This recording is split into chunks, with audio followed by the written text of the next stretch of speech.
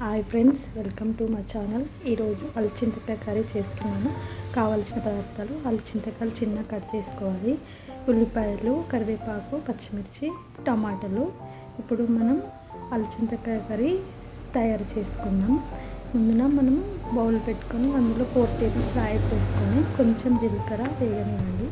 తర్వాత ఆనియన్స్, పచ్చిమిర్చి, కరివేపాకు మంచిగా నూనెలో వేగాలండి. ఇవి ఇలా గోల్డెన్ కలర్ వచ్చే వరకు వేగాలి. 3 ఇందులో నేను ఇప్పుడు పసుపు వేసుకుంటున్నానండి. కొంచెం వేగిన తర్వాత ఇప్పుడు మన అలచింతకాయలు వేసుకోవాలి.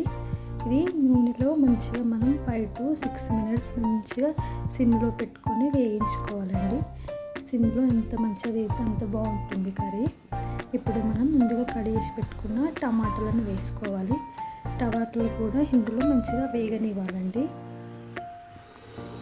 ఇప్పుడు మనం టేస్ట్కి సరిపడా సాల్ట్, అందులోనే కారం వేసుకొని మనం ఒకసారి మంచిగా కలుపుకోవాలండి. వీటిని మూడింటిని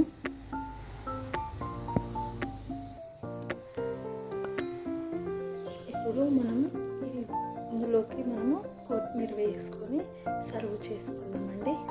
నా ఛానల్ కనుక నచ్చితే లైక్, షేర్, కామెంట్ చేయండి. మరిన్ని వీడియోస్ కోసం సబ్స్క్రైబ్ చేసుకోండి.